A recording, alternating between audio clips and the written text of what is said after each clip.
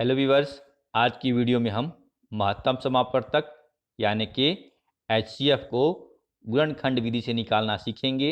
तो इसके लिए हमने प्रश्न लिया है 36 और 60 का महत्तम समापवर्तक यानी कि एचसीएफ निकालना।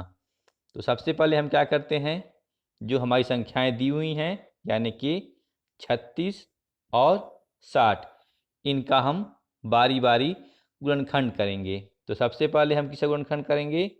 36 का। तो हम यहाँ नीचे 36 को लिख लेते हैं। इसके बाद हम इस तरह का लाइन ड्रॉ कर लेते हैं। तो सबसे पहले हम इसको यानी कि 36 को छोटी से छोटी संख्या से काटना शुरू करेंगे। तो यहाँ 36 हमारा किससे कटेगा? सबसे पहले 2 से।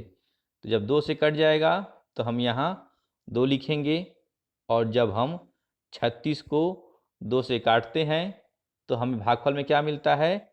18। तो इस 18 को अब हम यहाँ नीचे 36 के नीचे उतार देंगे।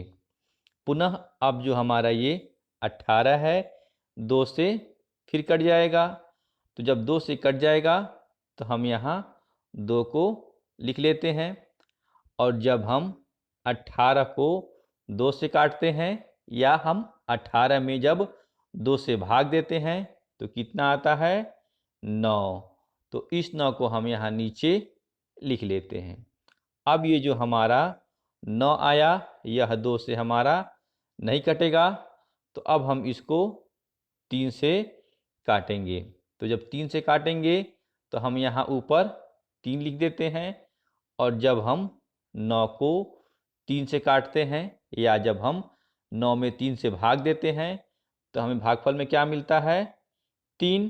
तो इस 3 को हम यहाँ नीचे लिख देते हैं। अब ये जो हमारा 3 आया, अब ये केवल 3 से ही कटेगा। तो अब हम इसको किससे काटेंगे? 3 से। और जब हम 3 को 3 से काटते हैं तो हमें भागफल में क्या मिलता है? 1। तो इस 1 को हम यहाँ नीचे लिख देते हैं। तो इस प्रकार हमने ये जो है 36 का गुणनखंड कर लिया। अब हम करेंगे 60 का गुणनखंड। तो अब हम यहाँ बगल में 60 लिख करके इसका गुणनखंड करेंगे।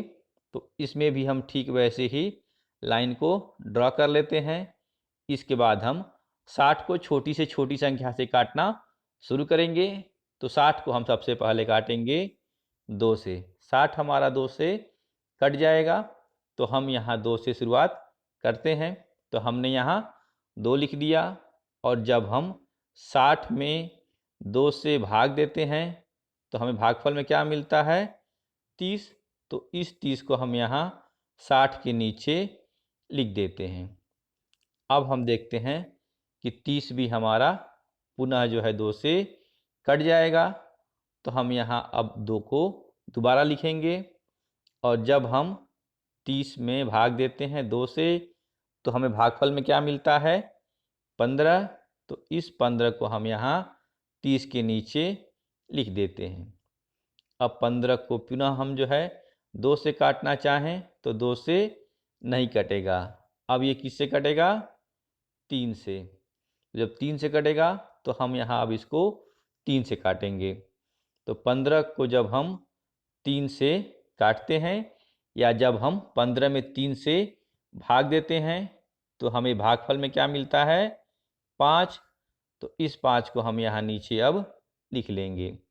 अब ये जो हमारा 5 आया, यह केवल 5 से ही कटेगा। तो अब हम इसको किससे काटेंगे? 5 से।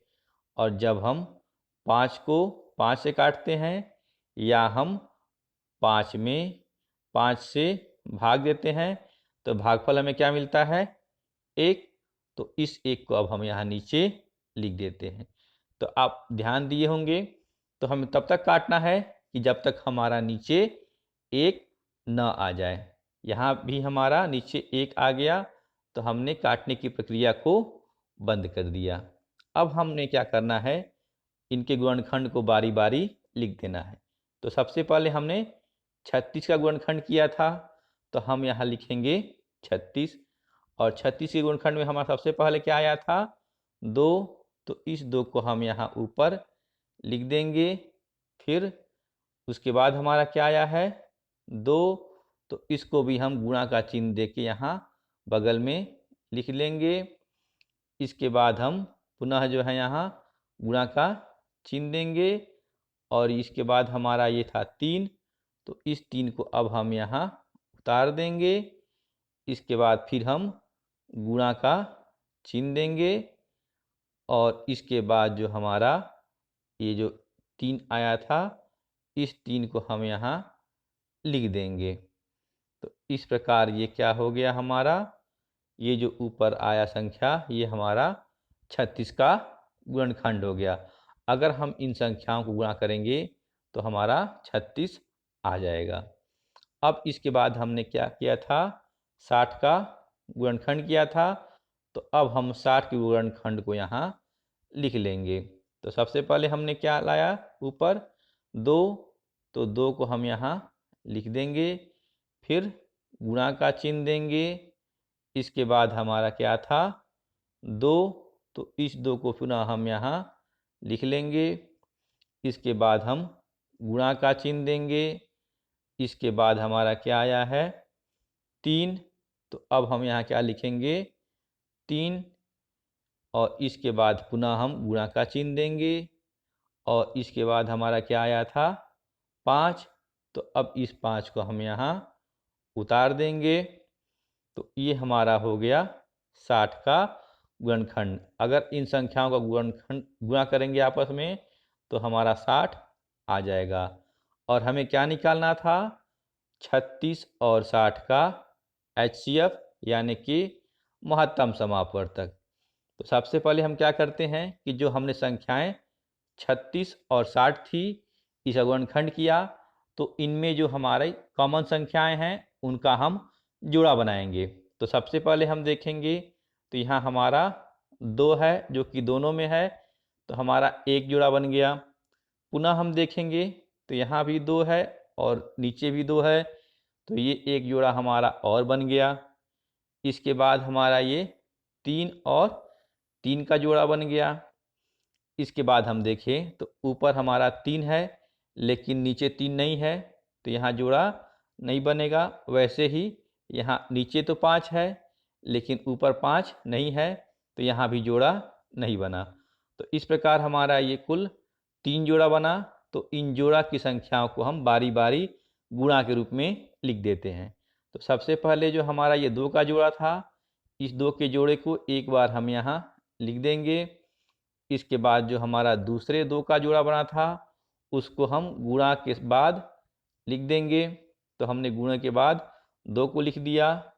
फिर पुनः हम क्या करेंगे गुणे का चिन्ह देंगे और अंत में जो हमारा ये तीसरा जोड़ा बना था 3 का, इस 3 के जोड़े को हम यहाँ नीचे लिख देंगे। तो इस प्रकार ये जो हमारा आया यह क्या आ गया HCF यानी कि महत्तम समापवर्तक। तो अभी चूंकि ये गुणे के रूप में है तो हमें क्या करना होगा इनका आपस में गुणा करना होगा। तो गुणा करके देखते हैं। जब 2 में 2 से गुणा करते हैं तो हमें मिलता है 4, और जब हम 4 में 3 से गुणा करते हैं तो हमें क्या मिलता है 4 तिहाई 12। तो हम क्या करते हैं 12 को यहाँ लिख देते हैं। तो इस प्रकार जो हमारा प्रश्न था कि 36 और 60 का महत्तम समापवर्तक यानी कि HCF, इसका उत्तर क्या आया हमारा 12। तो ये तरीका होता है गुणनखंड विधि से महत्तम समापवर्तक यानी कि HCF निकालने का। बाकी आपके लिए ये एक अभ्यास प्रश्न है, इसका उत्तर आप कमेंट बॉक्स में ज़रूर दें। प्रश्न है 16 और 24 का महत्तम समापवर्तक यानी कि HCF कितना होगा। आशा करता हूँ कि वीडियो काफ़ी आपको पसंद आया होगा। अगर वीडियो अच्छा लगा हो तो लाइक और शेयर करना ना भूलें। मिलते हैं ऐसे ही ज्ञानवर्धक अगली वीडियो में, तब तक के लिए बाय बाय।